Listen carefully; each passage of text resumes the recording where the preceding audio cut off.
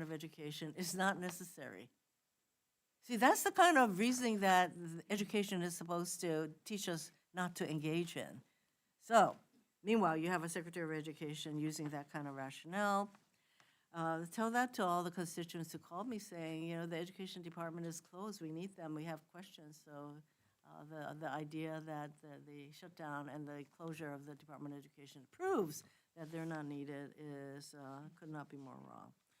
So there's a lot to talk about and to let the American people know as to what is going on. So I'm now going to introduce our wonderful witnesses. Thank you very much for being here. And I'm going to start with Denise Fort.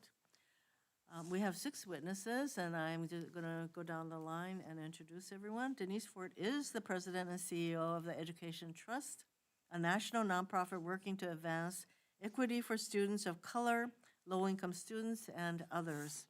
Within the last several months, I have worked closely with Denise and her team to push back against this administration's efforts and attacks on the Department of Education. Ms. Ford previously served as a staff director for Congressman Bobby Scott, who I served with in the U.S. House, on the Education and Labor Committee, where, as I mentioned, I served during the time I was in the House. And it was wonderful to work with him, and he remains such a strong advocate for public schools. Denise also served as acting assistant secretary for the Department of Education, Office of Planning, Evaluation and Policy Development under President Obama. Welcome, Denise. Amy Lloyd. Amy is the CEO of All for Ed, using the number 4, a national nonprofit working to expand educational opportunity for students of color, low-income families, and others. Importantly, Amy previously served as the Assistant Secretary for the Department of Education's Office of Career, Technical, and Adult Education, OCTAE, under President Biden. So I hope that Amy will be able to tell us how and why the Department of Education's recent efforts to transfer OCTAE programs to the Department of Labor have been unsuccessful, and what that means for other programs that is being transferred to other departments. Welcome, Dr. Lloyd. Chad Rummel. Chad is the Executive Director of the Council for Exceptional Children, the largest international professional organization dedicating to improve success for individuals with disabilities and empowering the educational professionals who help them succeed. Given his advocacy and expertise, I hope he will be able to tell us how the Department of Education's efforts to transfer programs, potentially even IDEA programs, to other agencies could impact students with disabilities. And we're talking about some 7 million students in our country who are supported through IDEA. Welcome, Mr. Rummel. And then we have Angelica Infante Green. I'm glad your plane landed on time. So she is the Commissioner of Elementary and Secondary Education for the Rhode Island Department of Education, and in this role, she has spearheaded a number of successful efforts to improve K-12 education in her state, especially in the wake of the COVID-19 pandemic. As the Chief State School Officer for Rhode Island, she brings an informed perspective as someone who fully understands how the recent changes at the Department of Education have made it more difficult for states to do the important work for schooling our children. And she also understands how these changes are creating more bureaucracy, not less, more bureaucracy for states. Welcome, Commissioner Infante Green. Next, we have Rachel Gittleman.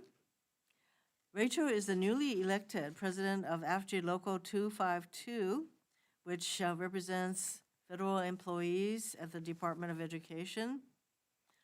Given the administration's vicious attacks on federal workers, especially those at ED, I am hoping that you can remind us about the important work that you and your colleagues do and why this work is essential to supporting students, parents, and educators, despite this regime's claims to the contrary that ED is not needed.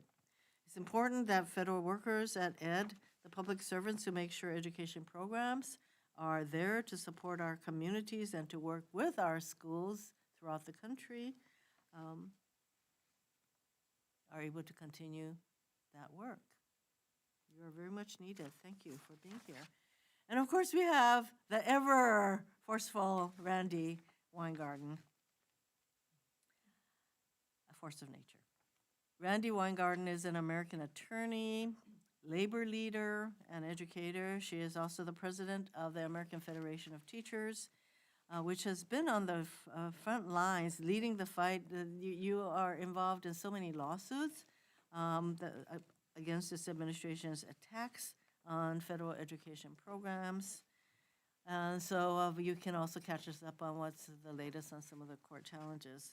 Randy and I worked closely together over the course of the last year to push back against this regime's repeated efforts to undermine federal education support. Welcome. So we're going to start with, oh, nice to see you, Peter. Nice to see you. So we're going to start with our testimony, if you don't mind. Yeah, So be great. we'll start with you, Denise. Go ahead. Senator Hirono and Senator Welch, thank you so much for the opportunity to speak with you today. My name is Denise Fort, and I'm the president and CEO of Ed Trust. We are a national nonprofit organization focusing on closing opportunity gaps and advancing racial and economic justice in education. At Ed Trust, we believe education is not just a pathway to opportunity, but it is indeed a civil right. As I stated earlier this year when I had the wonderful opportunity to speak at a prior forum you held, our nation's democracy, economy, and future are determined by students' basic access to education. Yet for far too many of our young people, especially Black, Latino, Native students, students from low-income backgrounds, students with disabilities, students who are homeless, English language learners, that access is fragile. The administration and its allies have continued their efforts to dismantle public education and remake American society as they see fit. The Department of Education has been illegally and unconstitutionally sold for parts. Efficiency and bureaucratic bloat may be the buzzwords used by the President and Secretary McMahon to justify these moves, but here's the truth. States, cities, school districts, and colleges will be buried in red tape, creating costly delays and putting essential education programs and funding in jeopardy. These disruptions don't just slow down systems, they threaten students' opportunities and weaken supports for families. We at Ed Trust have urged Congress to stop these dangerous moves by including bill language to reverse already announced transfers and prevent any future transfers in any upcoming FY26 appropriations agreement. This is the latest action directly pulled from Project 2025. The actions taken by McMahon and the Trump administration are attacks on all of our students, including the rights of students with disabilities to receive a free and appropriate education, the financial stability of student loan borrowers, and, equally important, data-driven education policies.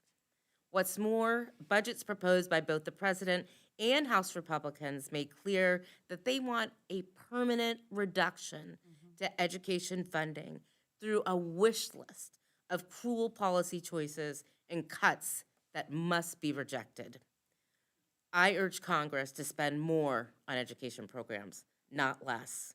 And then finally, we are now seeing the Treasury Department to begin to implement a wasteful, uncapped, one-to-one tax credit for wealthy families to subsidize their children's private school education. Taxpayer money will prop up private institutions unbound by any civil rights laws, not subject to public reporting, not required to serve students from low-income families or students with disabilities, and not even subject to the same state-level oversight as public schools. Early indications are that the Treasury will stop governors who seek to craft programs that best meet the needs of their own citizens.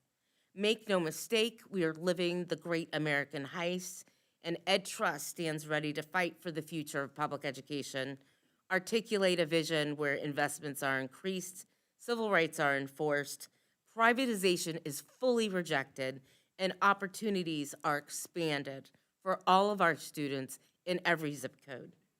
Thank you, and I look forward to your questions and, of course, working together with you to defend educational equity.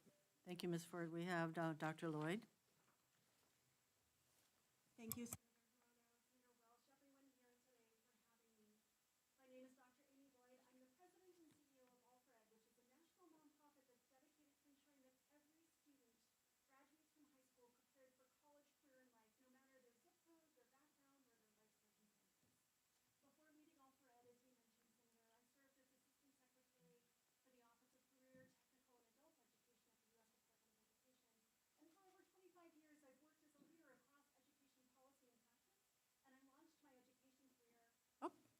Microphone helps.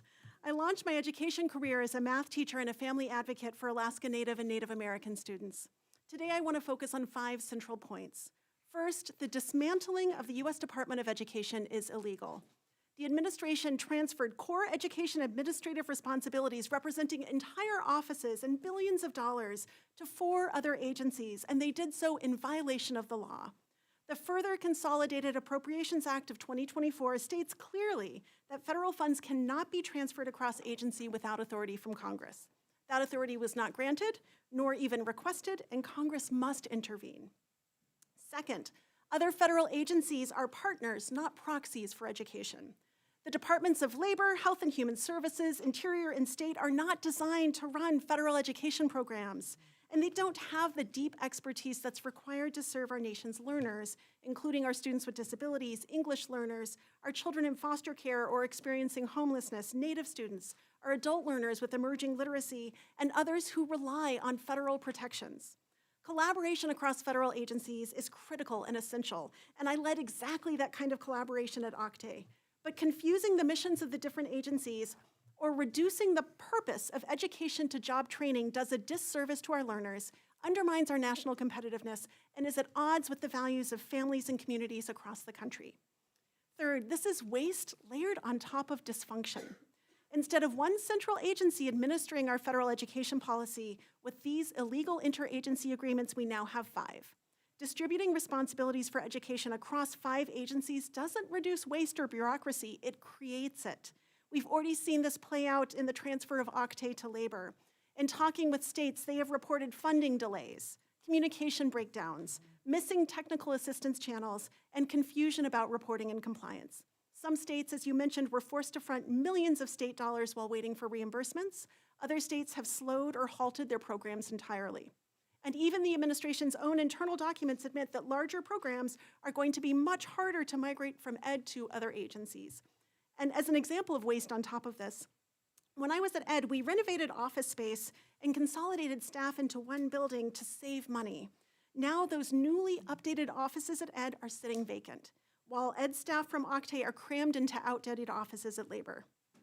Fourth, the real goal here is eliminating the federal role in public education.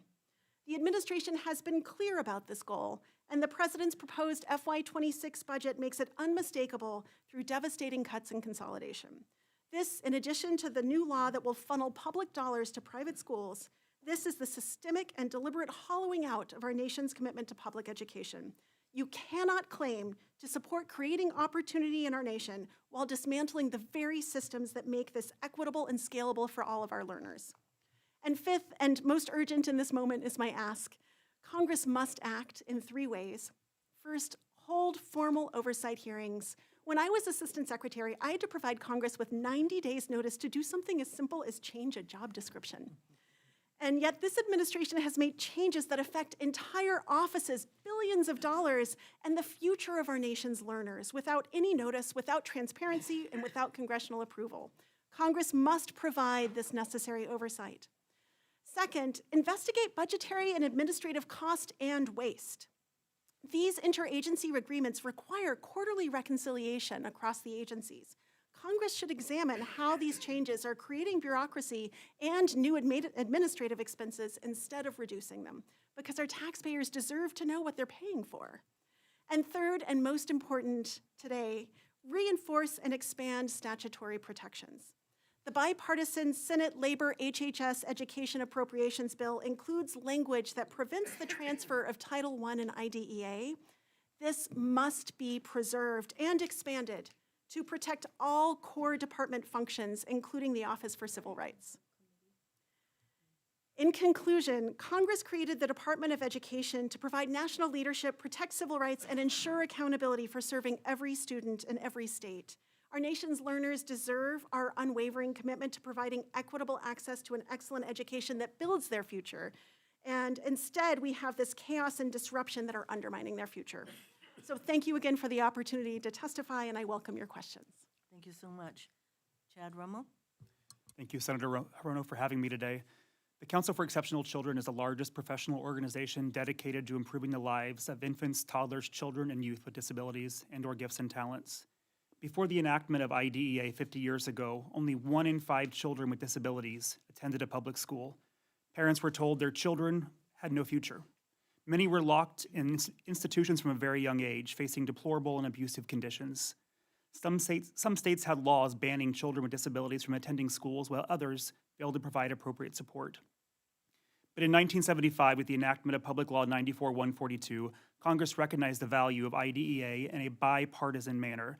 A bipartisan bicameral resolution this month, led by Chairman Cassidy and Senator Van Hollen, reaffirmed our 50-year commitment our nation has made to ensure that every child with a disability has access to a high-quality education and the opportunity to thrive.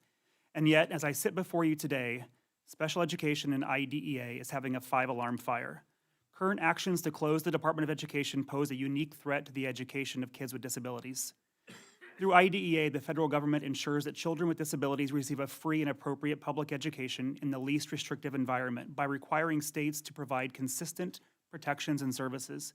It disperses more than $15 billion in federal funding. It monitors states for compliance. It enforces regulations. It offers parents the support and legal resources for free that they need. It collects and reports on data, supports personnel preparation, and provides technical assistance and policy guidance. Additionally, IDEA enforces the civil rights of children with disabilities to protect them from discrimination. Housing all education programs within the Department of Education mirrors the way that students in our schools learn, together under one roof. Special education students are 15% of the student population, and they are general education students first. Most spend the majority of their time in the general education classroom. Bringing these programs together at the federal level reinforces inclusion, and it ensures that every student is served as part of a unified education system. And despite assurances about the importance of IDEA, on October 10th, nearly everyone within the Office of Special Ed Programs was terminated. While those jobs have been restored until January 30th, there is no guarantee of their future. The Office of Civil Rights has been so badly depleted that staff were asked to temporarily come back, while we still try to fire you in court. And now we brace for the interagency agreement to move OSEP to the Department of Health and Human Services and OCR to the Department of Justice, further fracturing the federal education system designed to support all children. Neither proposal is legal, neither proposal is appropriate. HHS lacks the authority, the specialized expertise, and infrastructure required to effectively oversee IDEA, and significant cuts to OSEP staff would dismantle the foundations of IDEA. State departments of education rely on OSEP for support and do not have the capacity to replicate its functions in every single state. Oversight, technical assistance, parental support, and civil rights enforcement would collapse, paving the way for reduced services and resegregation of children with disabilities, reversing our decades of progress. Why break this system? Why harm children with disabilities? Why under-resource special educators? Why instill chaos? Why risk stepping backwards when we need to be moving forward and advancing special education for children with disabilities? Projecting the closure of the Department of Education has already generated panic among educators. CEC members are fearing their jobs this year or next year. They're asking, should they be doing car washes to raise funds to support special education? There's insecurity in a field that is already facing severe shortages. The biggest gap in the teaching profession lives within special education. So to improve educational outcomes for kids with disabilities, I have 3 suggestions. Number 1, let's fully fund IDEA. Number 2, preserve the dedicated team of special education experts within OSEP and restore the personnel at OCR who ensure the civil rights are upheld. And finally, let's strengthen, not dismantle, the federal-state partnership so that states have the support they need to tackle ongoing challenges with personnel shortages and ensuring services for students with disabilities. And finally, dismantling the Department of Education jeopardizes the safeguards that ensure kids with disabilities get access to learning. This would turn back decades of progress and leave infants, toddlers, children, and youth without the protections they deserve. I urge Congress to take immediate steps to stop these actions, and I thank you for your time. Thank you. Angelico Infante Green. Thank you. It's an honor to join you today on behalf of the students and families and educators in the state of Rhode Island, where I serve as Commissioner of Education for elementary and secondary education. As many of you know, today our small state is grieving following the senseless mass shooting at Brown University over the weekend. The horrific violence ended the lives of 2 students who were at the beginning of their lives and seriously injured many others. My profound sympathies are with the victims, their families, and the entire Brown University community, which is deeply committed to improving education in our state. The Rhode Island Department of Education has a strong and long-standing relationship with Brown University, built through fostering educational partnerships, and many of our friends and colleagues have deep ties to Brown. We stand together with the Brown University community, united in grief and, above all, outrage. We have accepted school shootings as the norm. I don't understand why. Today, I visited a Providence school before I got on my flight. I saw adults and students in the midst of unimaginable pain and concern show quiet resilience, trying to push forward with their day. The strength is so moving, but it is also heartbreaking that this is the strength that we now ask all of them to show each and every day. Exposure to gun violence has a profound and lasting impact on students' mental and emotional health, and to be honest, with our educators as well. It can shatter a student's sense of security while also increasing levels of stress, anxiety, and depression, with immediate impacts on attendance, behavior, and engagement with their own learning. And this is understandably so. If you don't believe me, just watch any of the videos of the students in Brown that were sheltering in place.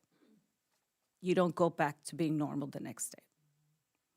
Across the nation, our educators are the first line of support for students, and they need more support than from the federal government, not less. I am grateful to Senator Hirono and the distinguished members of the Senate for inviting me to join this important conversation, and to my own senator, Rhode Island's Senior Senator Jack Reed. Thank you for your steadfast leadership, support, and continued partnership. It is greatly appreciated. As a daughter of immigrants, a lifelong educator, and a mother of 2 school-aged children, both of which are multilingual learner children, including one who is on the autism spectrum, I know that a quality education can make all the difference in a child's life. As many of you know, there are challenging and chaotic times for our students and families at this moment. In this room, we all understand that there are real consequences if our students don't receive the educational support that they need. Without critical foundational reading, math, problem-solving skills, student success, whether in higher education or career opportunities, that's what's at risk right now. This isn't just theoretical long-term threat. The threat to our children's education is real, and it's happening right now. Every day, I work with educators who have dedicated their careers to the belief that all children, no matter what background, what zip code, what home language, deserve a high-quality education, equitable education that prepares them for success in the classroom and college and career. We ask so much of our teachers who dedicate themselves every single day to educating, nurturing, and guiding our nation's children.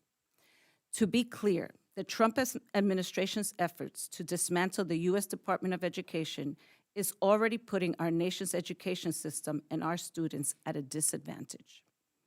By reducing the scope, authority, and resources of the department, the administration is creating uncertainty around the future of crucial federal programs that support low-income students, differently abled students, multilingual learners, and even school nutrition.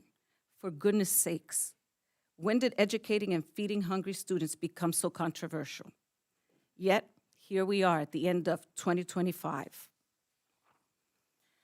I am here to give voice to Rhode Islanders and to millions of students, parents, and teachers across the nation who are deeply concerned about the future of our education system.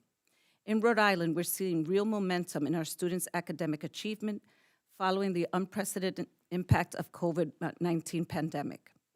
Students are making steady gains in both math and reading. Chronic absenteeism is declining after years of disruption. These improvements are not accidental. They are a result of tireless work of teachers, school leaders, families, and students themselves, with the support and guidance of our colleagues, the experts at the Federal Department of Education.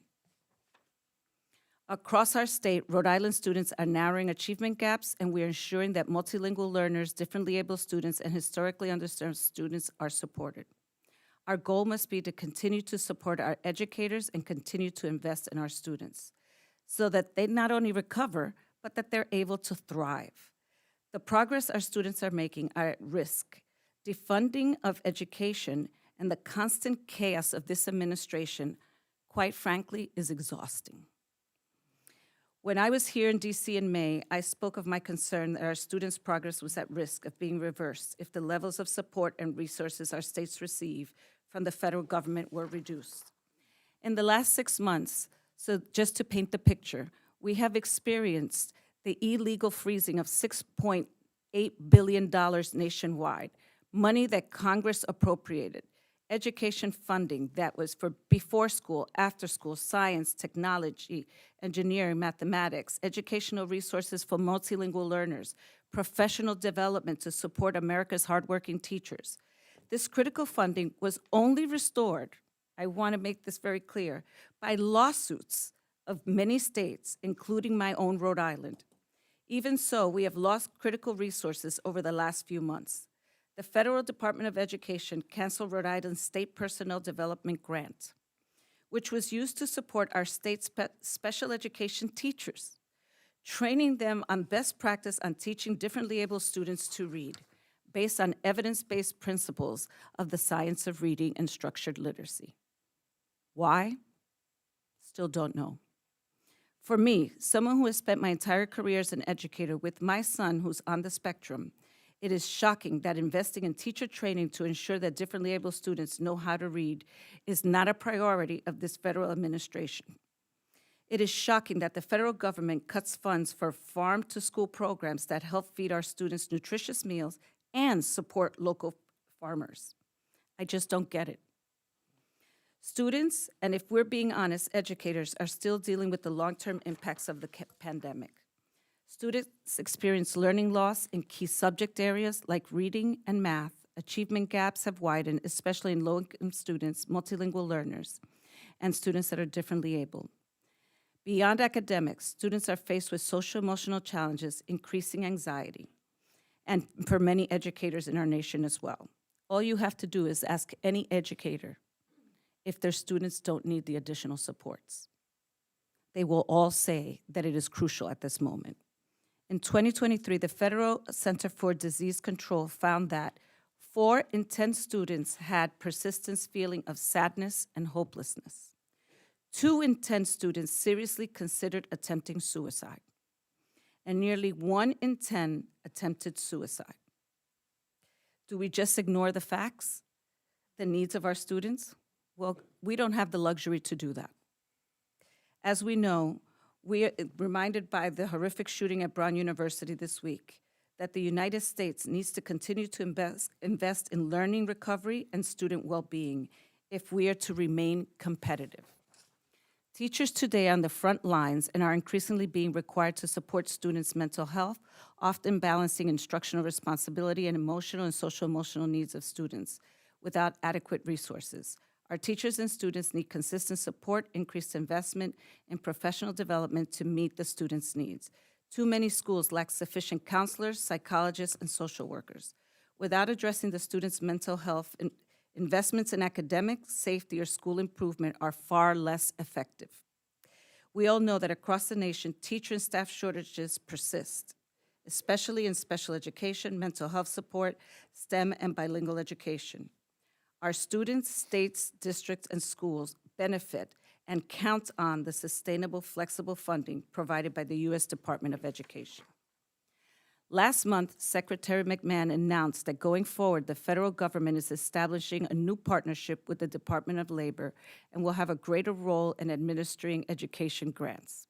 But those grants will still be overseen by the Department of Education. So now my office has to work with two other departments. That is layering more bureaucracy on top of bureaucracy. This will add another unnecessary layer to our education funding, which isn't what everyone thinks of when they think of streamlining and making our system stronger. My team and I are closely monitoring the rapid changes at the U.S. Department of Education, which is challenging, not only due to the frequency of the changes, but also the department is making decisions without understanding their short-term and long-term impact on students and the education system as a whole.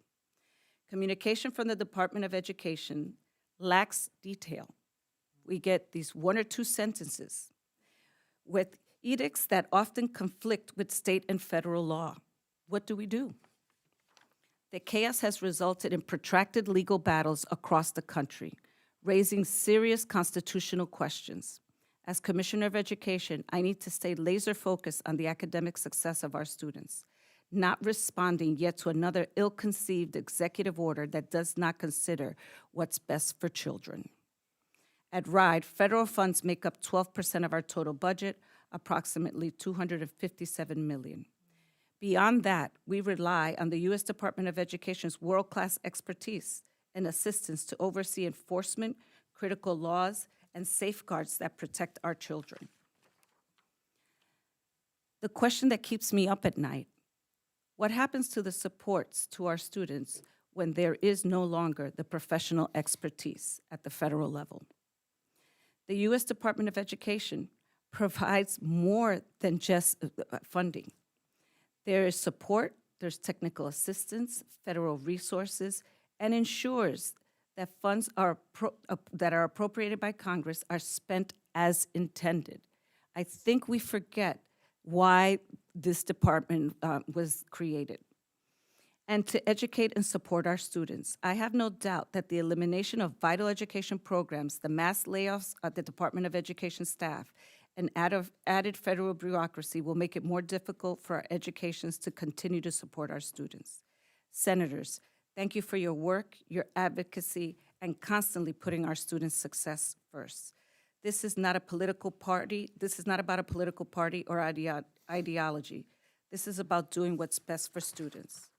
This moment requires us all to place the needs of our students first, to build stronger, more resilient country where all children can thrive and succeed. And if this administration wants to make America great, then they need to find different ways to innovate, strengthen, and invest in our education system, and not to dismantle it. Thank you. Thank you, and our hearts go out to the Brown University community and the people of Rhode Island. Thank you very much. Rachel Gittleman. Thank you, Senators Hirono, Welch, and Reed, for continuously fighting to protect the Department of Education and for inviting me to participate in this important forum. American Federation of Government Employees Local 252 represents more than 2,700 ed employees, fired, retired, and still fighting. My name is Rachel Gittleman, and I worked in the Ombudsman's Office of Federal Student Aid. My job was to help student loan borrowers navigate an overly complicated and dysfunctional system. I was unlawfully fired in March along with nearly 1,400 of my colleagues.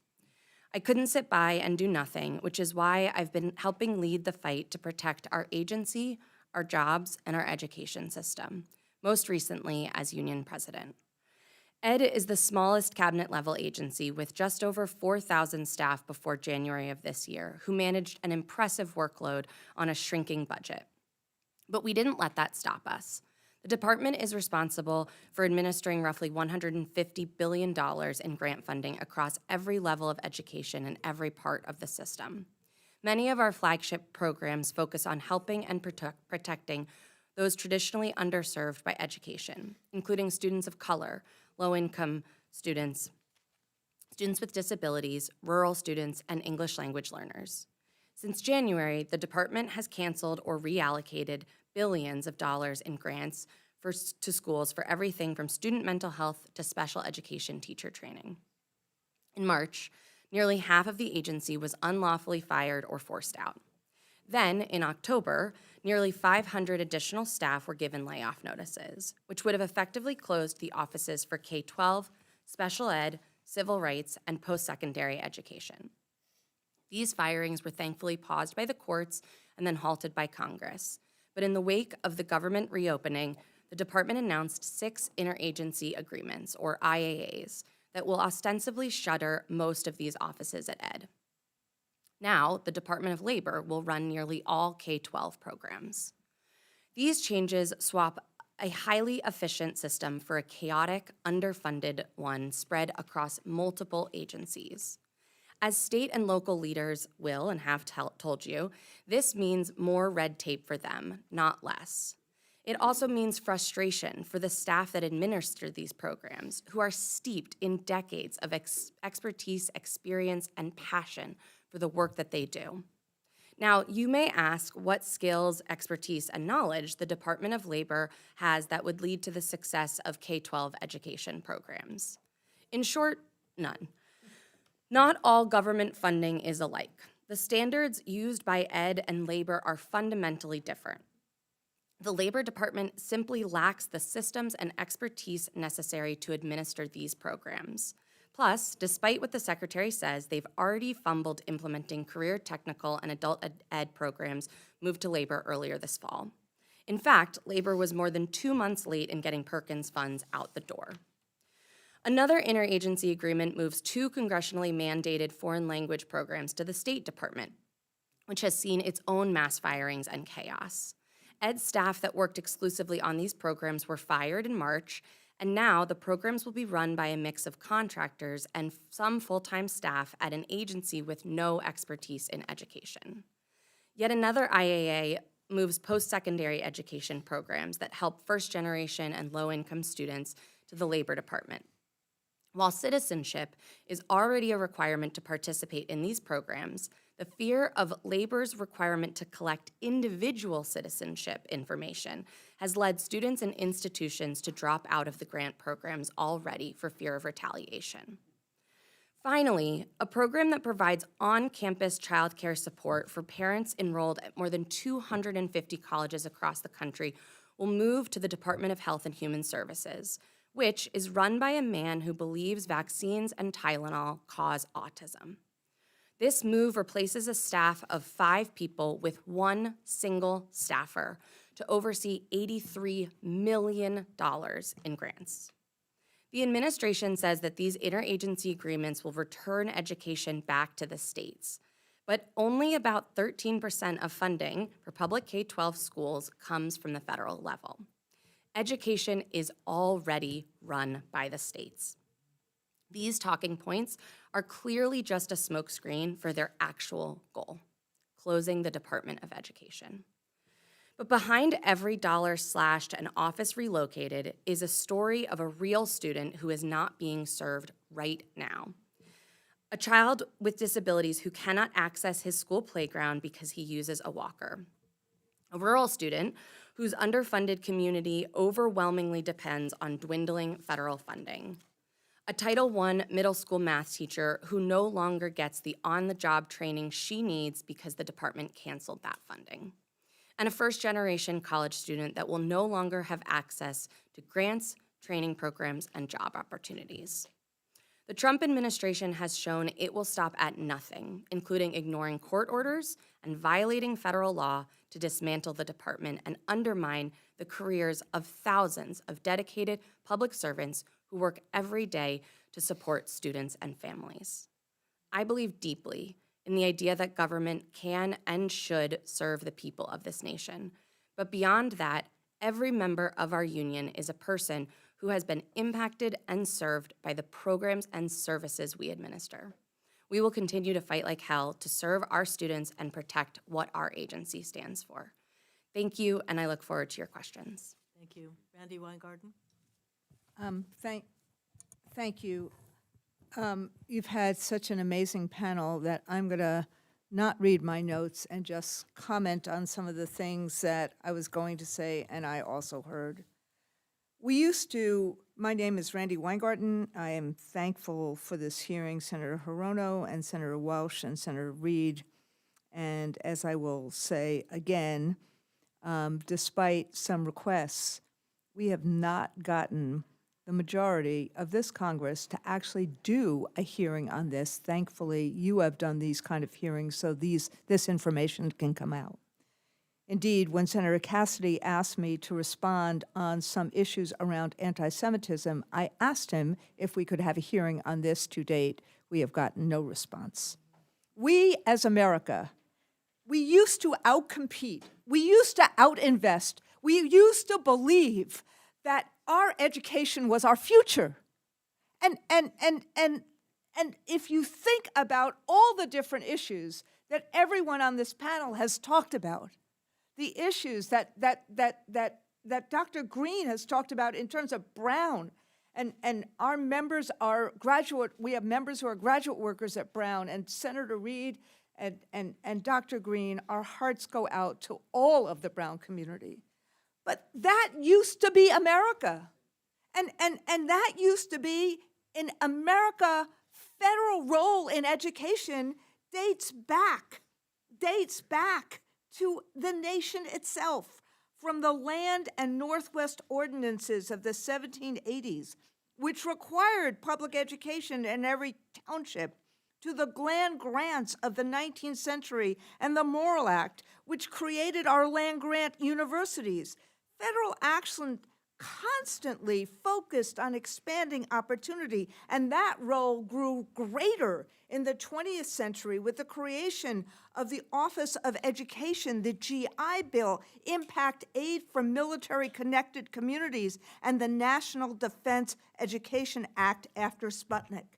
And as Mr. Rummel said, and as Denise Fort always talks about, think about what we've done in terms of ESEA, what President Johnson did, what President Ford did, in terms of taking kids who had been disadvantaged and saying the federal role is about lifting all up. And now what are we doing? Selling it off for parts, as Denise said.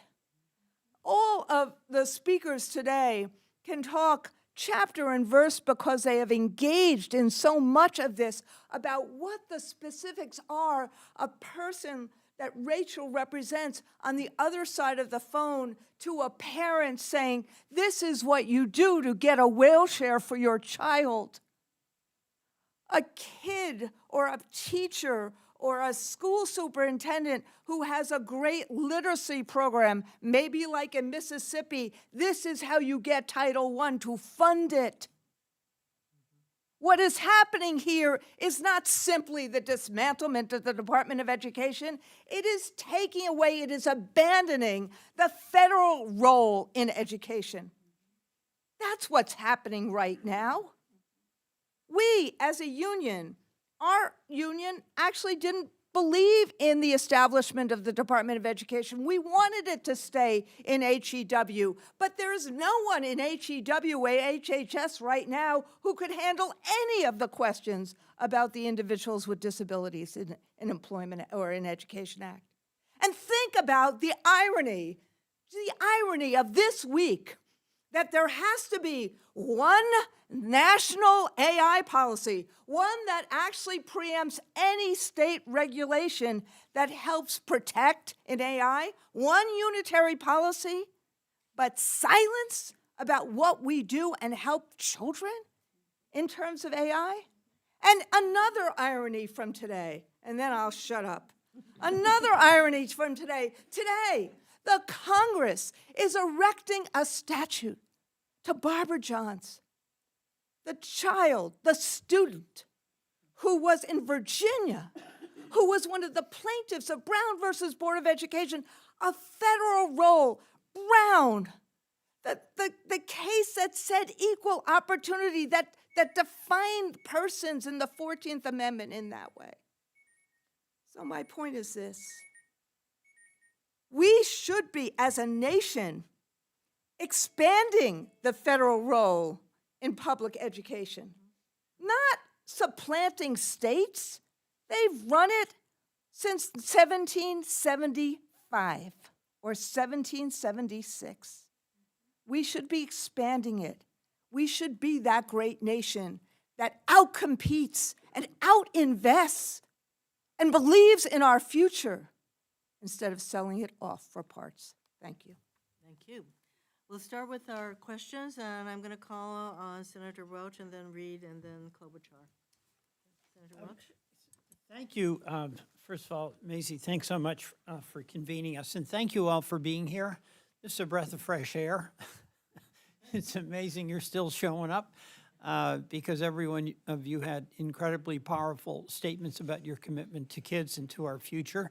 And then we had the low-key finale here with Randy Weingarten. And we appreciated that. But, message heard, essentially, when I listen to this is not at all about reforming an agency or reforming education. And I think every single one of us feels a moral requirement when we are the custodian and responsible for an agency to be kicking the tires constantly and figuring out how we can do it better and how we can do it more efficiently. This is a wrecking ball to your institutions, and it's under the guise of efficiency.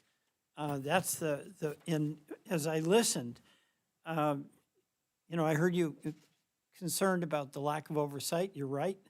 The incredible waste that is part of these programs. Obviously, there's been a massive funding cut. So the administration essentially, in its so-called education reform that is being led by a former executive of Worldwide Wrestling. Any of you have that credential? But it does say something, right? It really does. Qualification is not the requirement, loyalty is. But number one, in the reform, it was cut funding, so you have less to do. Number two, it was to relocate responsibilities from a department that was doing them to one that didn't have a clue as to what the responsibilities were. Number three, no clarity on guidelines. Now, what does that mean? It means that the supervising authority, President's office, can ultimately second-guess anything you do because they gave no clarity in any guidance. And number four, the personnel cuts, getting fired, and you're here. I mean, that is just shocking. So I just want to express to you our appreciation that you've made very concrete what the real agenda is. It has nothing to do with reform. And, Randy, what you did at the end is you conveyed the heartbreak all of us have. In Vermont, our Constitution requires an equal education, right? And then the Morrill Land Act was my predecessor in this job as a U.S. Senator from Vermont. And we all know the obvious, that education does create opportunity. A couple of the programs that have been really important to me and us in Vermont, the TRIO program. Can anybody speak to that and what's happened to it? I mean, I have staffers in my office who went through the TRIO program, and they're going to be U.S. senators one of these days. So who would just explain to me what's happened in TRIO and what that is. Would you do that, Rachel? Yeah, thank you. I'd be happy to. Thank you, Senator Welch. As you mentioned, TRIO provides students who have been traditionally underserved by our education system, low-income, first-generation veterans, students with disabilities, opportunities and job training programs that more privileged students might have access to. Moving TRIO to labor, as is proposed by the IAAs, would not only be disastrous to the program, but also dangerous to the very students it's designed to assist. While citizenship is a requirement to participate in these programs, the Department of Labor collects individual citizenship information, which the Department of Education does not do. This has already led to students and higher education institutions dropping out of the program for fear of retaliation. Not because these students are not citizens, but because they support high immigrant populations at these institutions. This move is nothing but harmful to the very students who rely on this funding just to have the same opportunities as kids from other backgrounds. Thank you very much. Thank you very much. Thank you. Well, thank you all to the panelists for your excellent testimony. I want to thank Senator Hirono for getting us together today, pointing out that the Trump administration is dismantling our public education system at the federal level.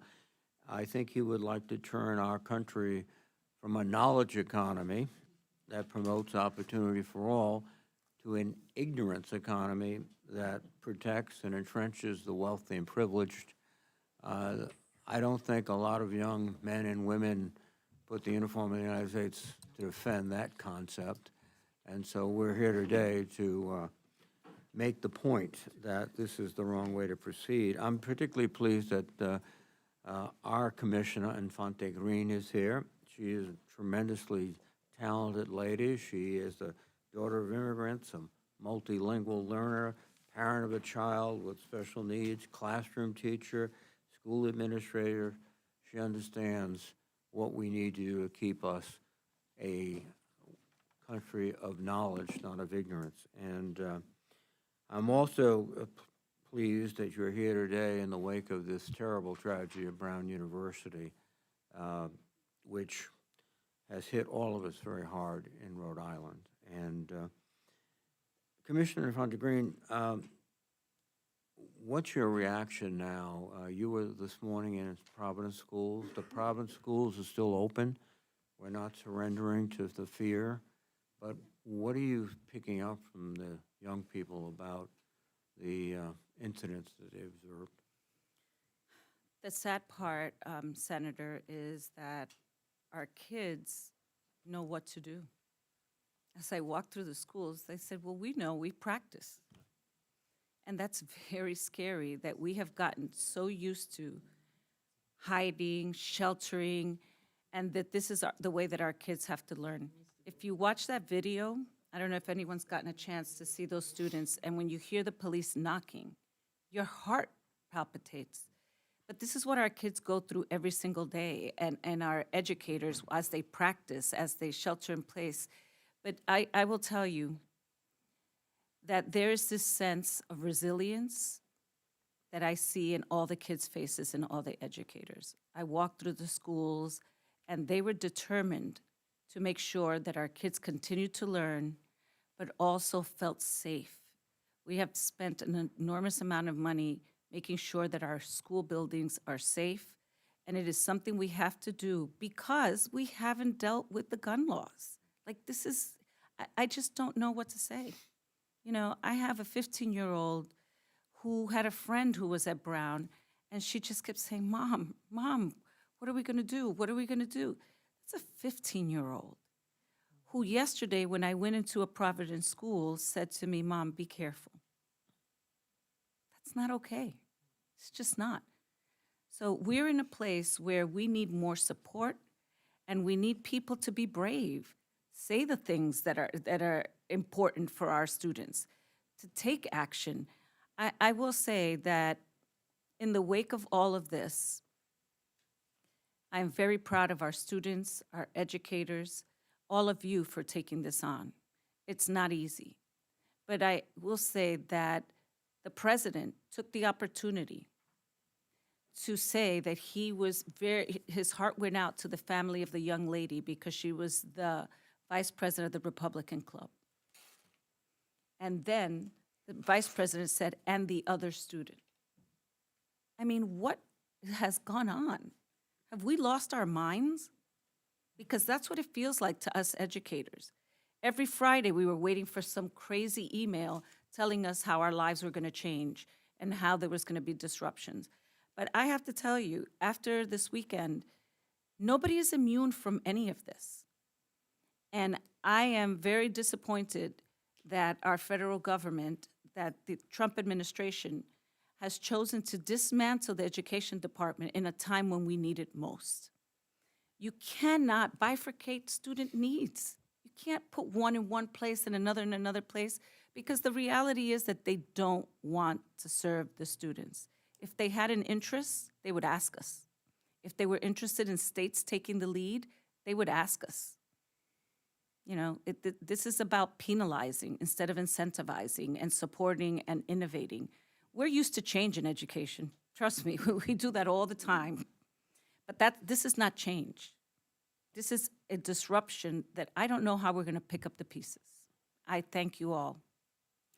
If I may make one other point, we're focused now on those specific cuts to the Department of Education. If you look ahead and the proposed cuts in Medicaid and how much they will impact schools, so this is a double, triple whammy. It's not just, well, we're going to take away the Department of Education. We're going to take I think last year, Commissioner, the $34 million from Medicaid funding went to the state school systems in Rhode Island.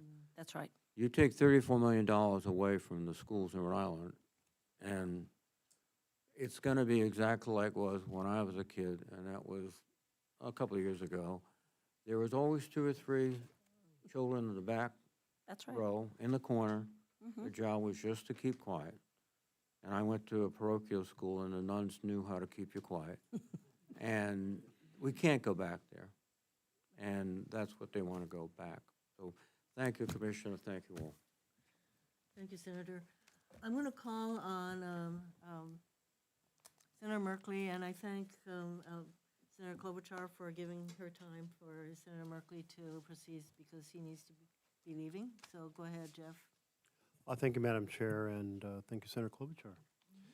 I wanted to use a TRIO program as one point of concern, and in part that's because I feel so affectionately towards that program. I come from a blue-collar community, and when I discovered that there were colleges that had applications due on January 1st, I went down to the college office and said, "What's the story about this?" And the counselor said, "Well, you don't need to know about those." And I said, well, "I'd like to know a little bit more than that." And so she asked me a series of questions about in-state, out-of-state, so on and so forth. And whether I wanted to study liberal arts, which was the first time I'd ever heard that term, or science and math, which was really my forte. But the long and short of it is, her assumption was that the gap between doing well in a blue-collar high school and applying to colleges that had those early admission deadlines was too great, and no student should be encouraged to do so. And I did it anyway, and survived. I don't know if I can say thrived, but in the end, okay. And it was really struck me how poorly prepared folks are in blue-collar communities when you aren't surrounded by anyone who's gone to college. And it's not a conversation, unlike families where the parents have gone to college. They have an innate understanding of, they may have relatives who've gone to college, neighbors, et cetera. It's a whole different world. So the TRIO programs, I thought, were an absolutely wonderful idea for helping students bridge that gap.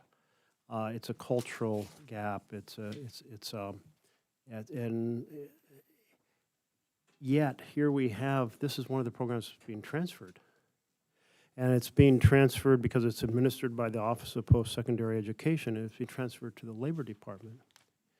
The Labor Department doesn't seem like the place that has insight on that challenge from high school to higher education.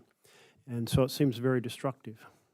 And I just thought I'd ask if anyone has any insight on how such a transfer done through an interagency agreement for which we've provided no authorization is how damaging is that to the opportunity for a lot of, I mean, the majority of American children don't come from elite families. How damaging is that to the range of opportunities that ordinary high school children have in America? I don't know if anybody would like to weigh in on that. Senator, if I may, the TRIO program has been so essential, as you pointed out, to so many kids in this country for quite a number of years. Not only has the proposed transfer been devastating to this program, but earlier on this year, they terminated a number of existing grants that TRIO programs had, which has a direct impact on the students in those programs and the people that are providing college access supports. And it's not just about, although this is certainly important, it is about high schoolers, but it is a program that supports veterans. It is a program that has also supported STEM, science, technology, engineering, and math programs, which, as you pointed out, a lot of these young people do not have access to in their communities. The transfer to the Department of Labor is not about improving the program. It's not about expanding and making sure more young people have access to higher ed. It is mean, it is vicious, and ultimately, I believe that we will see great harm done to those programs when they don't have the funding, nor do they have the expertise that has previously been seated in the education department. Well, to me, this is a very, oh, yes, Dr. Lloyd. I was just going to quickly chime in, Senator, and say that the mission of the U.S. Department of Education versus the U.S. Department of Labor are very different in kind, and the mission for labor is important, but it's focused on upskilling, reskilling, rapid short-term job placement, particularly for people who have multiple barriers to employment, whereas education's purpose is to provide life-wide learning, choices, opportunities for us to all learn and grow and set our own futures. And while they're related and interdependent, and higher education plays such an important role for, I would argue, both, they're very different in kind. And so I worry with this administration's emphasis on doing things like the president's proposal to cut all post-secondary funding for career and technical education, and to really think of our nation's students as workers in waiting, setting up this short-term job mentality as the drive for our education system is ultimately shortchanging all of our learners and workers to be able to fulfill their endless potential. And so the philosophical difference between the two missions of the agencies are such that we are pendulum swinging into the workforce development space, which is related to and interdependent with education, but is not the same at all as education. Yeah, thank you. I certainly share both of your views, but you say it so much more powerfully and poetically than I can, so thank you. I also think about how this action shows that we are now in an authoritarian takeover. In a democratic republic, representatives from across the country come together in the Senate and the House. They say, here's the vision, here's our agreement. We write a bill, we authorize a program, and it's the executive's responsibility to carry that out. They can certainly weigh in on, they can veto the bill. They can certainly weigh in and exercise influence on what the next version looks like, particularly the first draft. But ultimately, it's up to Congress to decide what the program is and how to fund it. When you see programs like this being moved, and when you see grants being canceled, when you hear members of the administration saying, we are killing this program, or we are withdrawing these grants because they are not in alliance with the administration's priorities, that is an authoritarian statement. That is the death of democratic republic in the United States of America. And so this is happening within the context of really a devastating assault on our republic. And a piece of that is the power of the purse. And the administration is continuing to slow walk, to freeze, to ultimately end of year use the pocket rescission strategy to again refuse to carry out the vision adopted by Congress, and they have a constitutional responsibility. I think we just have to identify this as clearly as we can. It's illegal, it's unconstitutional, it is destructive, and every member on both sides of the aisle should be standing up and defending our oath to the Constitution, which is, the Constitution lays out the vision of us being a republic, not an authoritarian state. So my colleague has generously deferred time, so I'm not going to pursue that question specifically, but I do want to keep ringing the alarm bell that so many of the individual issues we're dealing with are in the context of the fact that republics are not disappearing so much because men with guns storm capitals, but because authoritarian chief executives destroy them from within, and call on every patriotic American to push back and save our republic. Thank you. Thank you, Senator Murphy. Senator Klobuchar. Thank you very much. Thank you, Senator Hirono, for holding this important forum, and thank you to all of you. Near and dear to my heart, this issue, as my mom, as Randy knows, taught second grade till she was 70 years old, 30 second graders. Mr. Rummel, I was thinking one of the things that I loved about my mom was she worked with the kids with disabilities. She wasn't a specialized teacher in that area, but there were kids in her classroom that parents really admired how she worked with those kids. And could you talk about, when I think about the challenges she talked about for those kids, I think about how wrong this would seem to move special education programs from the Department of Education to HHS. Could you talk about the issues and how this would undermine the core mission? Most definitely. Thank you, Senator, for that question. Let's recognize first that 15% of the student population in this country has a disability. That's a lot of kids. Moving them to HHS means we're going down a slippery slope toward a medical model. These kids need educated, not treated. IDEA is an education law. HHS has important work to do that does affect a lot of these kids, but someone needs to look out for their education, right? And it's not, if we throw them in with everything else happening at HHS, they're going to get lost. It's also important to recognize that these kids are general education kids first. The last thing you want to do is segregate them and separate them from their peers. The law says they must be taught in the least restrictive environment, meaning they should be included in the classrooms when they can. It's important when people like Dr. Lloyd worked at the Department of Education in CTE, she partnered with the Office of Special Education Programs to work together to ensure that special education kids were in CTE. Those kinds of collaborations aren't going to happen if we spread out all the kids, and especially if we segregate the special education kids over here in a different department. Very good. Thank you. Ms. Ford, you mentioned Minnesota's big rural areas, and you mentioned in your testimony how these changes of removing these, moving the education department to tons of different agencies would actually create more bureaucracy. As I look at debating this with some of our colleagues, could you explain that more? Yeah, thank you for that question. And the effect on rural especially. Yeah, our rural communities really are benefiting from increased federal support. But more importantly, when you look at public education, I think what Chad pointed out, you can't separate a young person, a child, a student into pieces. They come as one whole person presenting themselves. And so when they need help with reading instruction, and when they need help with That's math. what we all as senators trying to explain to our schedulers in the state and the federal office, so we can really relate to this, actually. So, thank you. Yes. They get that support holistically. And that support comes in the form of grants or technical assistance, or even, which we think is a real, something that everybody needs to be focused on, the loss of any guidance or civil rights enforcement, which is all children really do need to be able to thrive in this system. Thank you. Thank you so much. One last question, Ms. Weingarten. SNAP, school nutrition.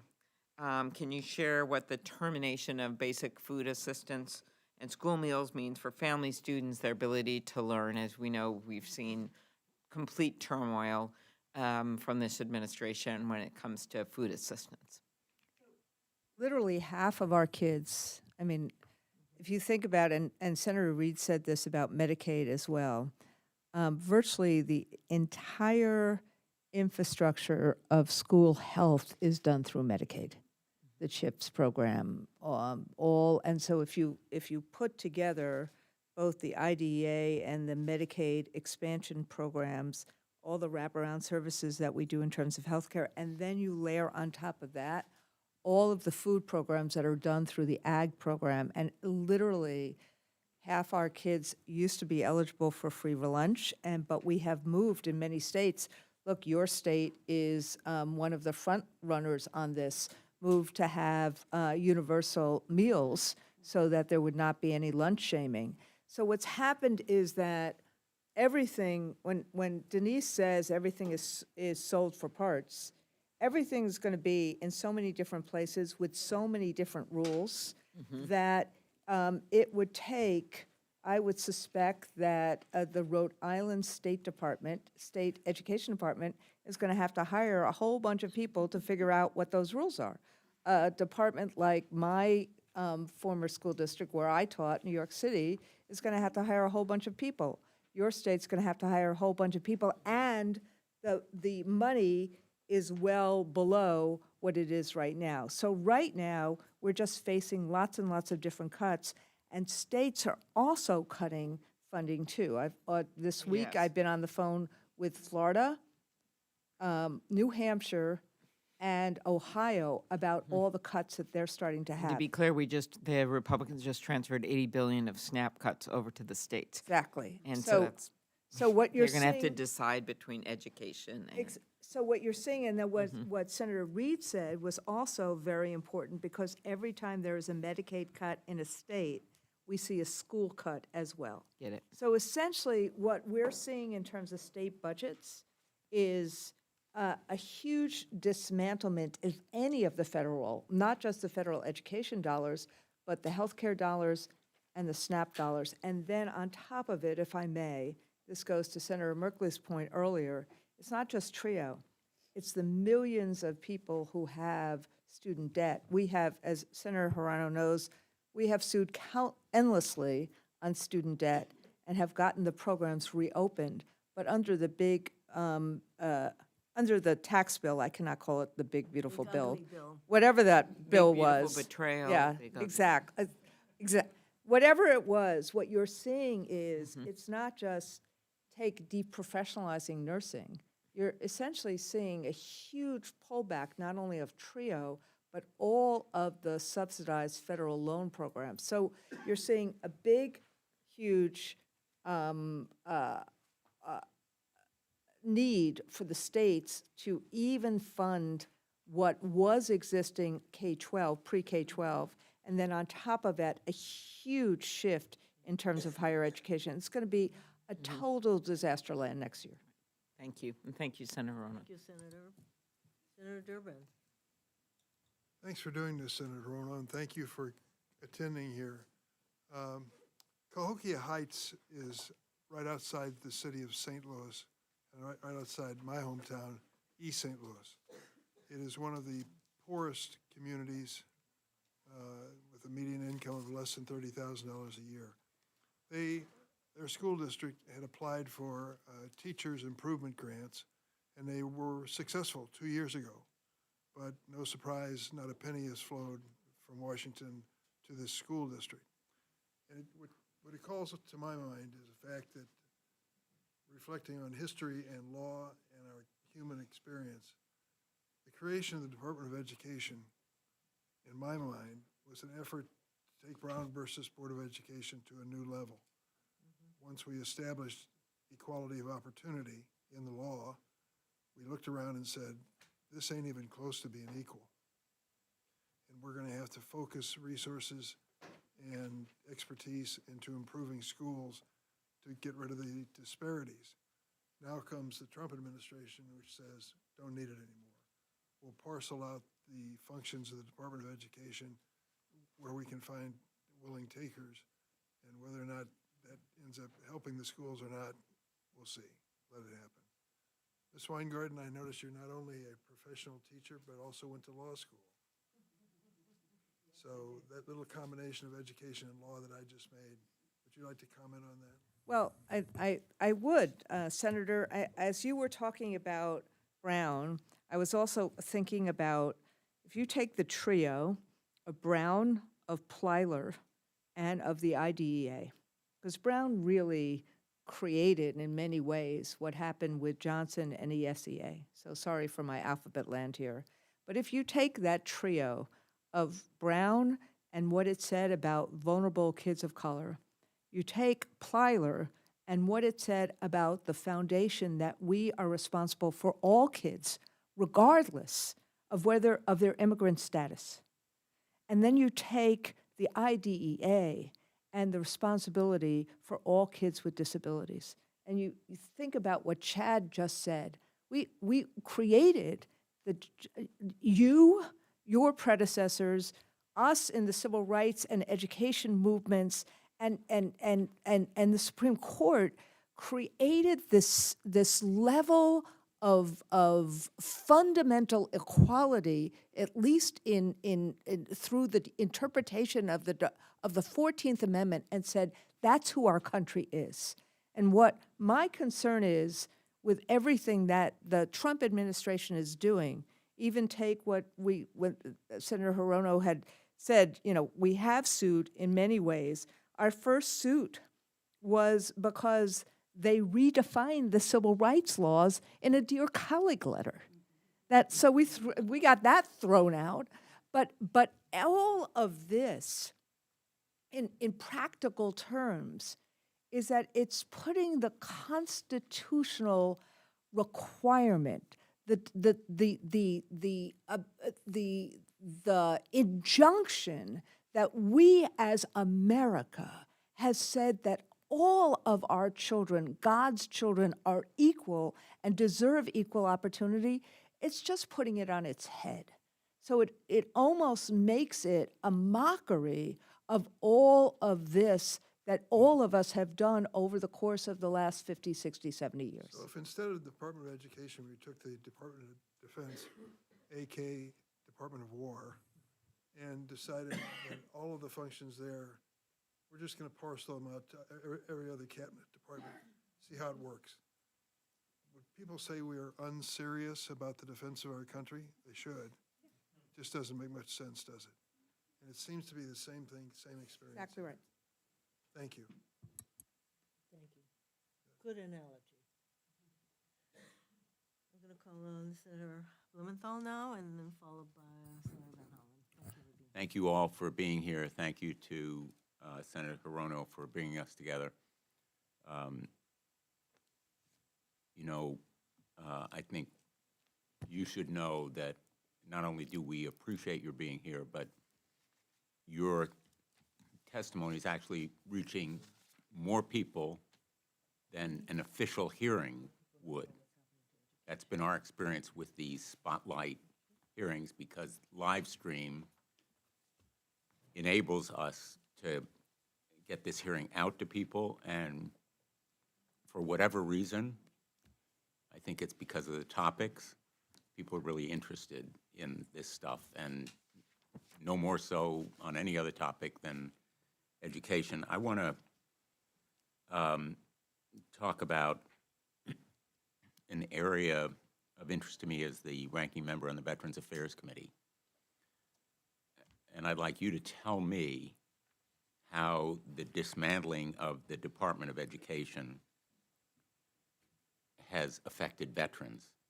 People think, oh, veterans is just veterans programs. It's just VA healthcare. It's just, the Veterans Service Organization, like the Veterans of Foreign, they're in a world of their own. But in fact, veterans are affected by SNAP cutbacks. They're affected by healthcare insurance cutbacks.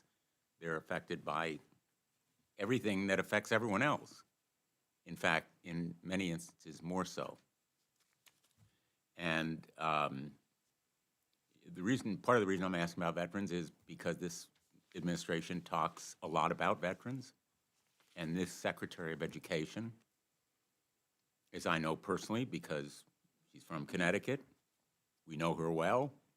I know her particularly well, since she was an opponent of mine in my first Senate election, seems to care a lot about veterans. Well, in reality, not so much. So I'm going to turn the floor over to you in no particular order, just to talk about maybe the impacts of dismantling the Department of Education on our nation's veterans. Oh, sorry. Thank you, Senator. My name's Rachel Gittleman. I used to work at the Department of Education in the Ombudsman's office in federal student aid until I was unlawfully fired in March.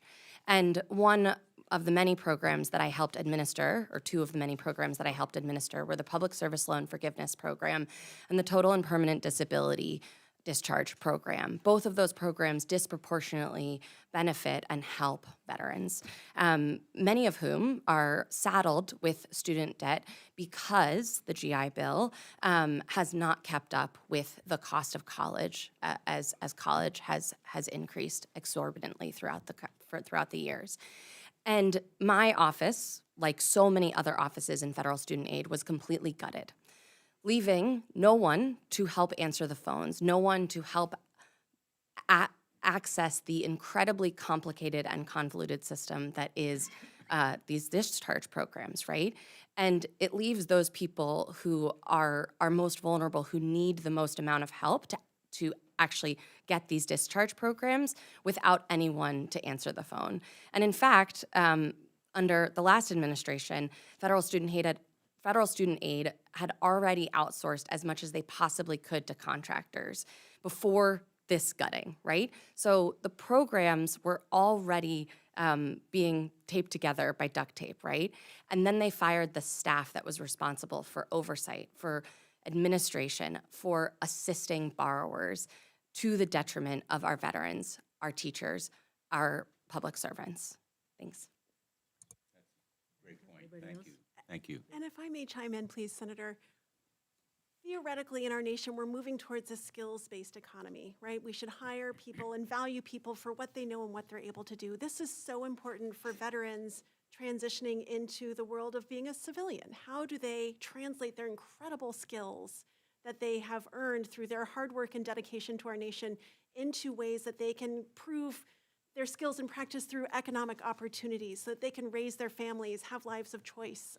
And so I think about our veterans, and the reality is that our employers in our nation do not have the Rosetta Stone to magically translate from skills to credentials. Credentials and degrees are still the best proxies that we have in our nation to show that people are skilled.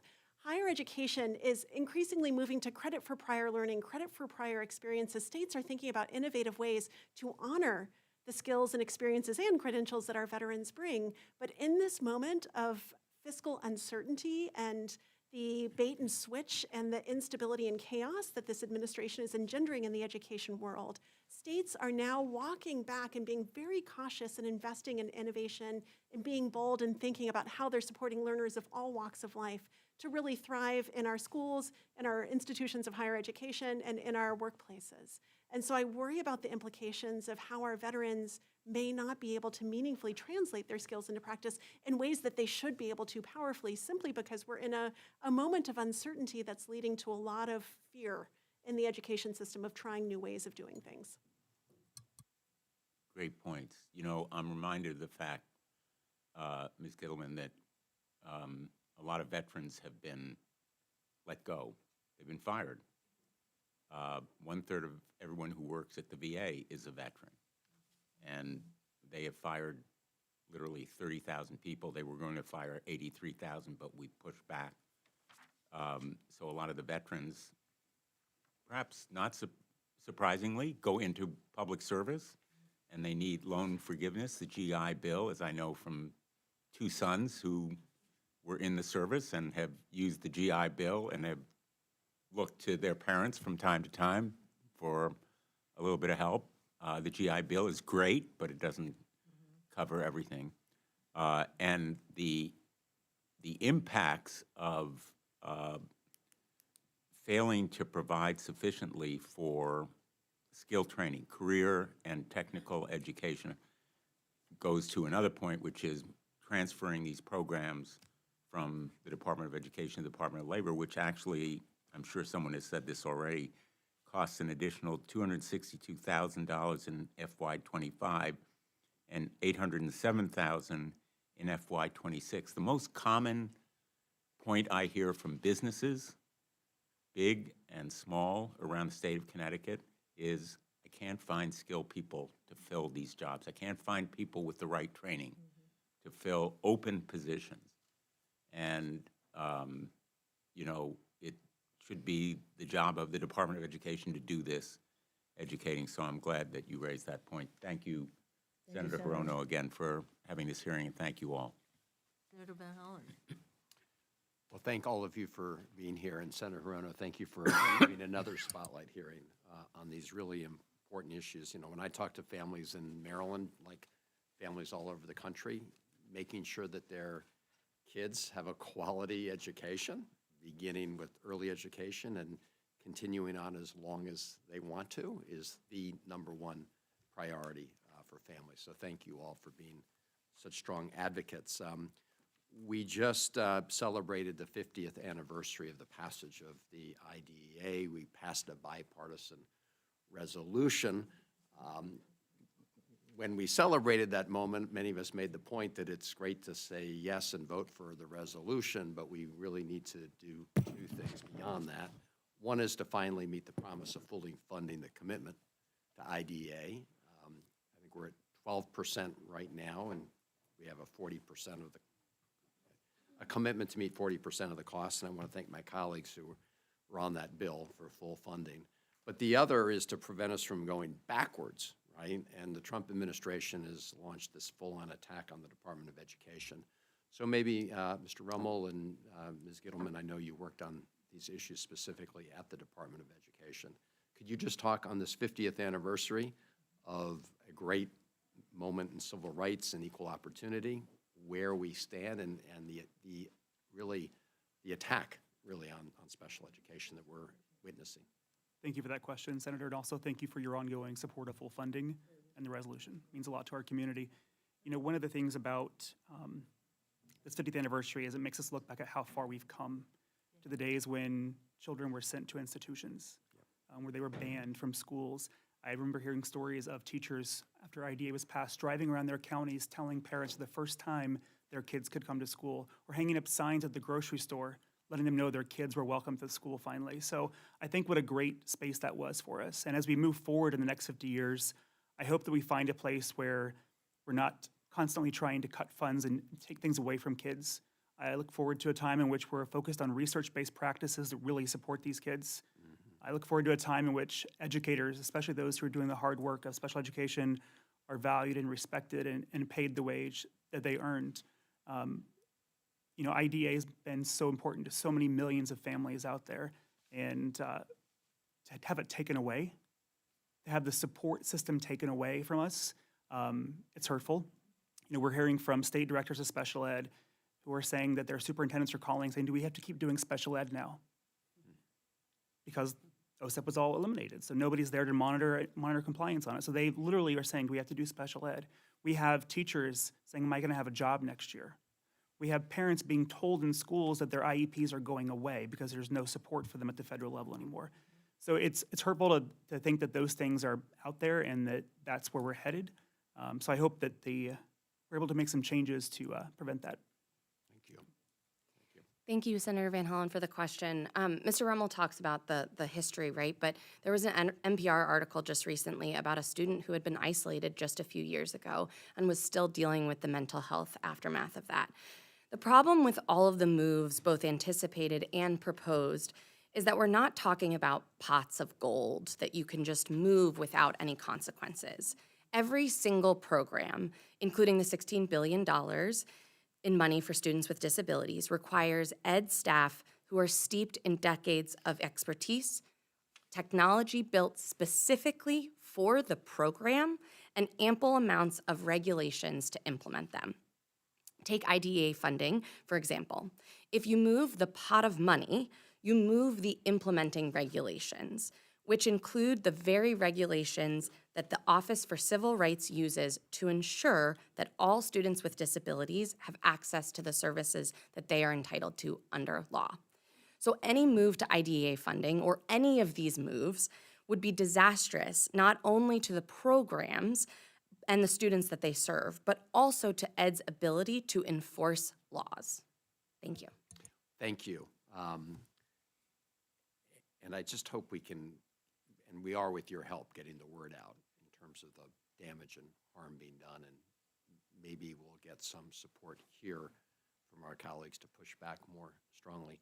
Just a broader question in terms of education funding from the federal government overall, and I know, Ms. Weingarten, we've worked a lot on this issue, and Ms. Ford, in terms of fully funding not just IDA over a period of time, but really meeting the commitments to full authorization of Title I. Because the shortfall is huge between our ambition. And it wasn't, when we set those authorization levels, they are intended to indicate what we think is necessary for a quality education and the federal role in compensating for the fundamentally unfair way we fund education at the local level through property taxes primarily. So this is why I've continued to reintroduce the Keep Our Pact Act, Keep Our Promises to America's Children and Teachers. This began when I was in the Maryland legislature, and we had a Maryland Court of Appeals decision mandating that we change our formula. And I think we should fund it at the federal level on a mandatory basis. But I'm just interested in your thoughts. I know we're playing defense, but I want to look forward to when we can go back on offense. Senator, I think, first off, thank you so much for constantly reintroducing the PACT Act, because what it does is it also reminds people about what the magnitude of just minimum adequacy is. But I would just say that if you take, if you look at that new voucher initiative, which if you look at the Treasury's initial guidance, they're not even letting states, after they say that states should control education, they're not letting states actually contour this so that you could actually give some of this money to kids who are going to public schools. So if you took that pot of money that is leaving the federal coffers, $50 to $100 billion, and you would have moved it into IDEA and Title I, we would have gotten close to funding those two programs. So so there's now a voucher program for privatization that is more than what we have for all these years for the two compensatory programs that are necessary. And I just want to say one other thing to just follow up on what Rachel said in the work that gets done, which is why I am so alarmed and I see this as an abandonment of the federal role. We have filed, as I said before, many suits about student debt, including one with Senator Warren's help and guidance that actually remind people, that actually got the Trump administration to agree that if people signed up for and were enrolled in any of the income-driven replacement programs or the public service loan forgiveness programs, they would not be taxed on their forgiveness. Could you imagine 5 years from now getting your forgiveness and then having a tax on $25,000 that you never got? Yeah. So, but there is no one, so we have been doing town halls and trying to get information out. There is no information that comes out of the federal government anymore. There's, in any of these programs, there's no one who knows where to go. And so if you're not the state education department or a big school district like New York City or Chicago or maybe Honolulu, and say all of a sudden your Title I money didn't show up, or your Perkins money didn't show up, you have no idea who to call. You have no idea what to do. All of this, when Denise says, and I say this as well, that this is sold off for parts, who knows what happens when this money disappears?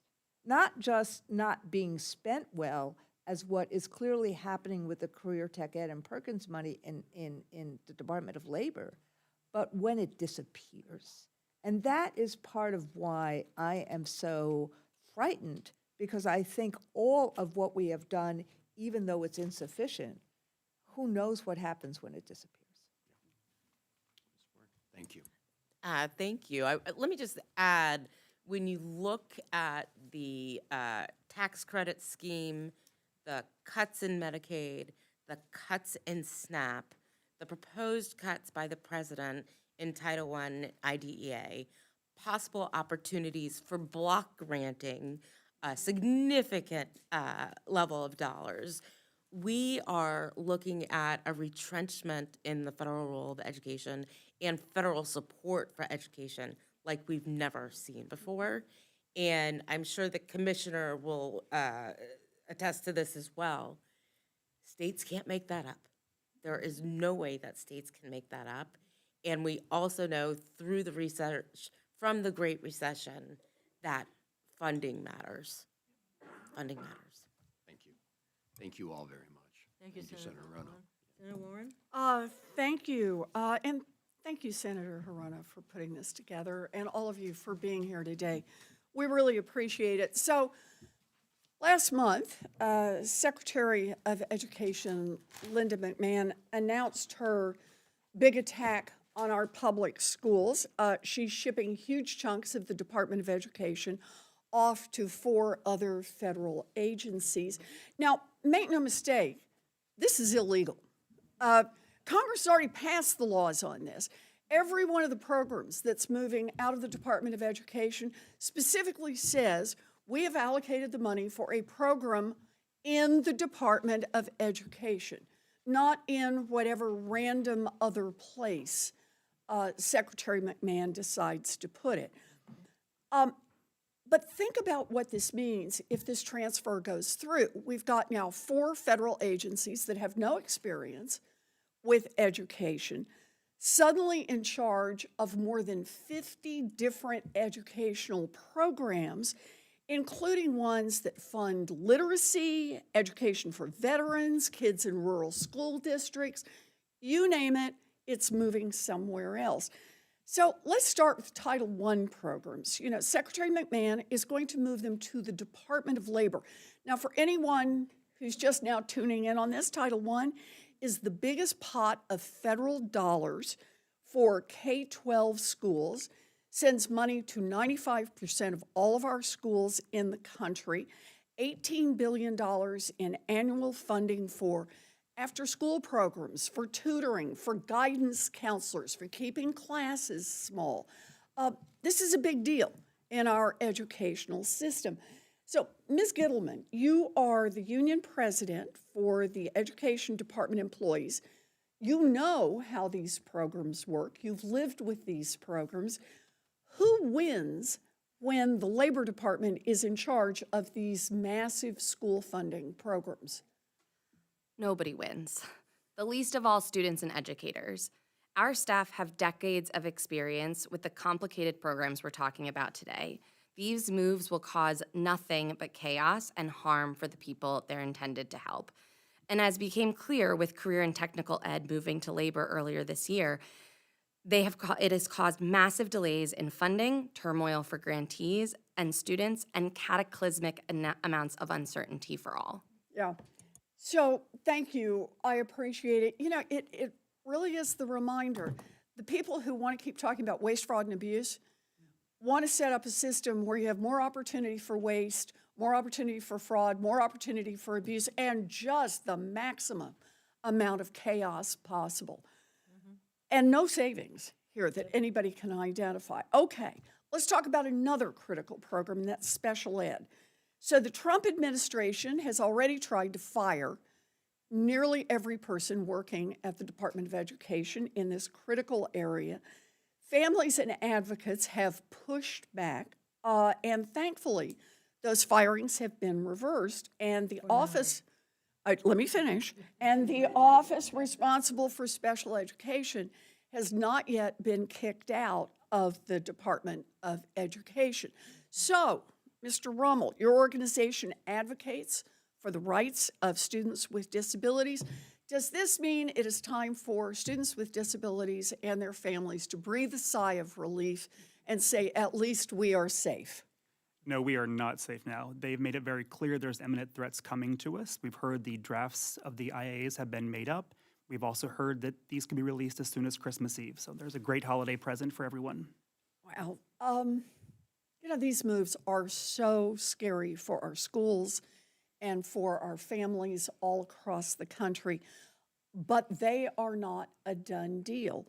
Congress passed laws creating these programs in the Department of Education. Schools and teachers and families have already sued to block dismantling the department, and Congress appropriates the funding every year to these programs, and literally right now, we are writing the funding bills. So, Ms. Ford, your organization led a letter sent by over 80 education and civil rights groups urging Congress, and I want to quote, to reclaim its authority and prevent this unprecedented and drastic transfer of authority. Tell us more about what Congress can do here. Congress has the appropriate authority and must take that authority to make sure we see this current appropriations bill protect these programs and protect the funding. These are must-have provisions that ensure the programs stay at ed and the funding levels are maintained or, better yet, increased. So for everybody who cares about this issue, a good time to call, to write, to get in touch with your representatives in Congress.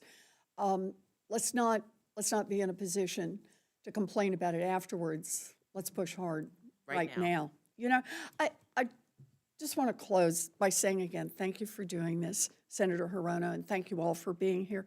This is not just a fight about a federal agency. This is a fight about what we believe is our responsibility to our children, to all of our children, to our children in urban areas and rural areas, to our children with special needs, to our children who are in big classrooms, to our children who need after-school care, to our children for whom a public school education is the opportunity to become whoever they can be. No nation is a great nation if it shortchanges its children. And I am grateful to every one of you for having made it your life's work to be there for our children and to be in this fight today so that our government is there for our children. That is how we make sure that our nation is there for them. So thank you all. Thank you. Thank you, Senator Hirono. And that message absolutely has to get out. We have to amplify the danger to our public schools and the fact that some 53 million public school students are being shortchanged by an administration that basically does not give a rip about the education of our young people. And you add to that the 7 million students who have disabilities. So what's not happening is there's not enough of this information going out.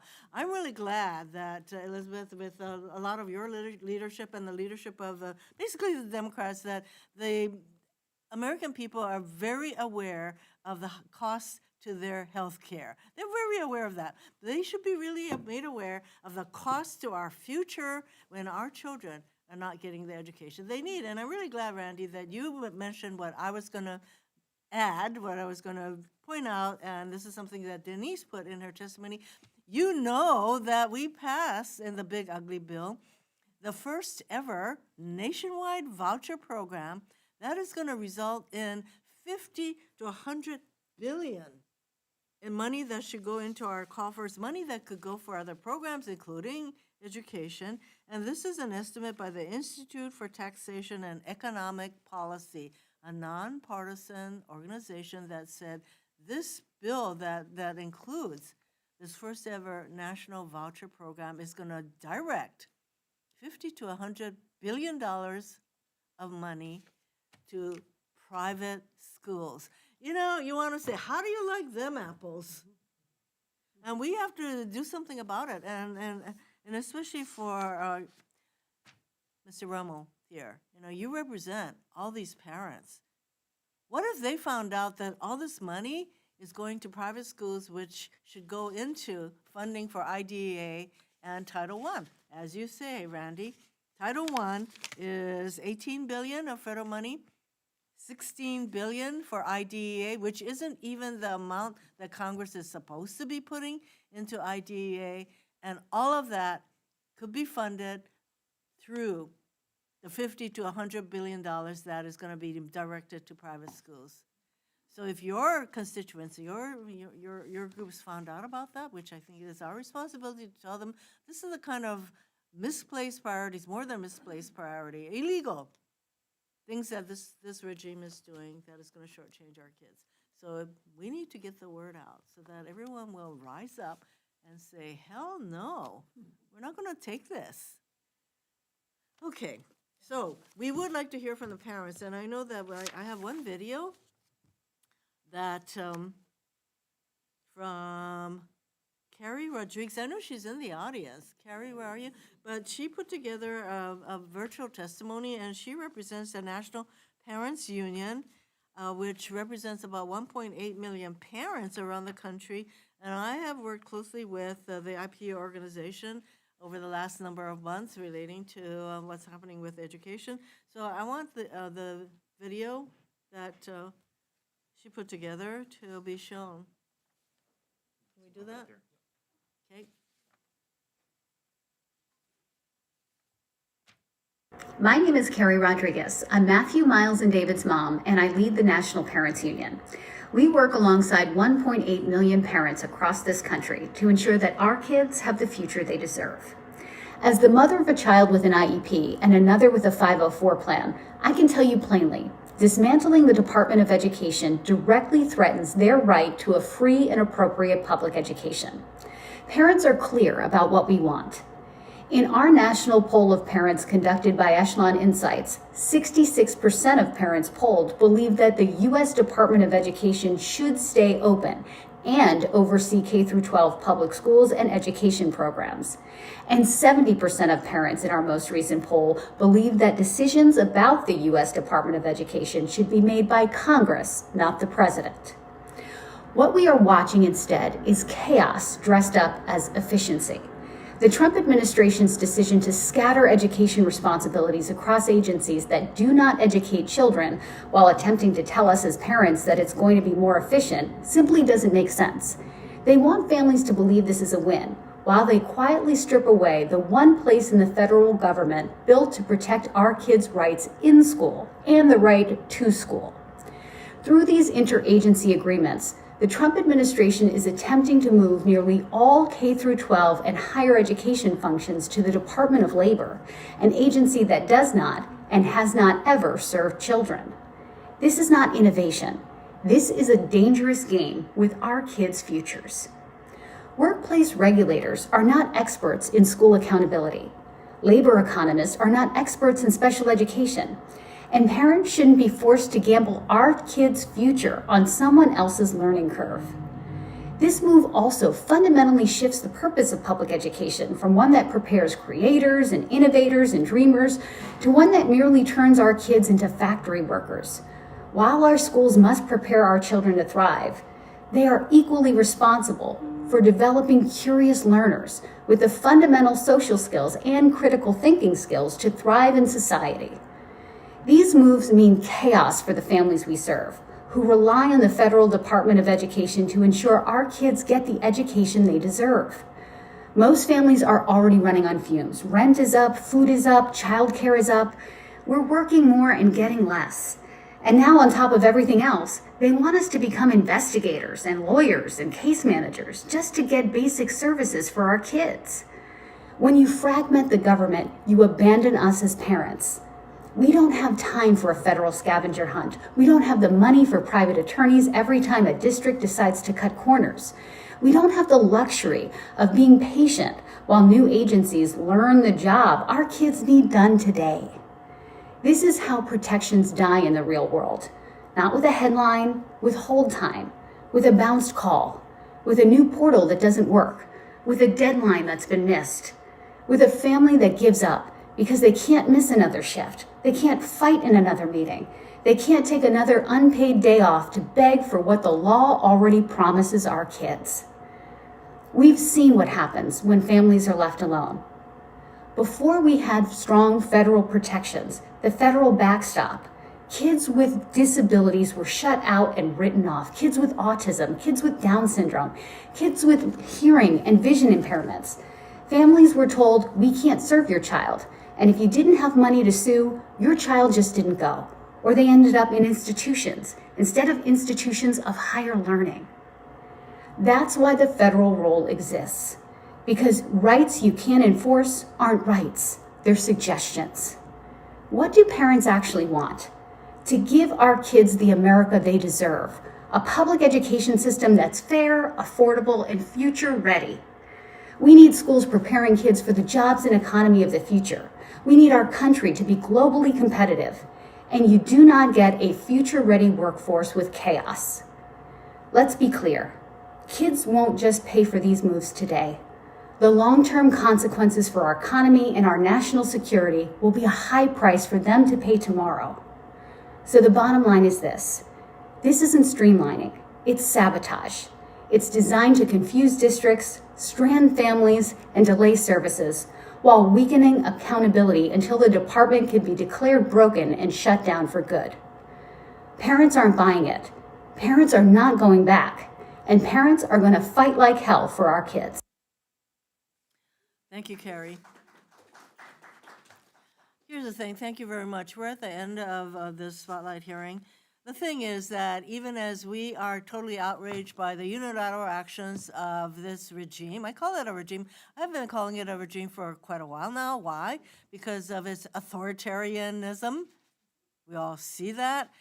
But even as we sit here outraged, these interagency agreements have already been entered into. They're already signed, so that's the thing. They didn't ask any of you, they certainly didn't ask Congress. So the only thing that's, I guess, going to stop them, because this is a regime that does not think that the rule of law applies to them, they ignore the law. I read their agreements and their justification. They're citing to some economic act that doesn't even, I don't think, apply to enable them to have this kind of massive restructuring of the Department of Education, in effect, dismantling the agency altogether. They cite to a law that I do not believe is going to help them. But meanwhile, Randy, you and your group, plus I don't know how many states, including the state of Hawaii, have joined in a lawsuit to stop these agreements from being implemented, but they're already being implemented. It's like this Supreme Court, another lawsuit brought by the teachers who were hot fired, and the Supreme Court says, well, until the district court can determine whether the firing was legal, we're going to let the firing stand. It's like fire first, restore later. What kind of thinking is that? But there you have it. So thank you very much for coming forward. I know you all have your constituencies. Randy, you represent thousands and thousands of teachers.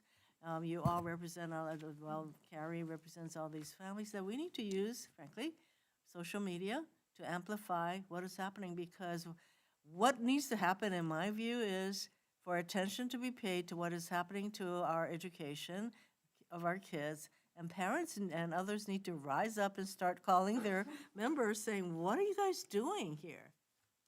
Why are you letting the Department of Education do this to our kids? So that's where I'm coming from. That's why we're having this spotlight hearing, and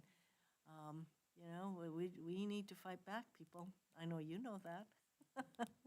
So thank you so much. Okay. I think we're going to take a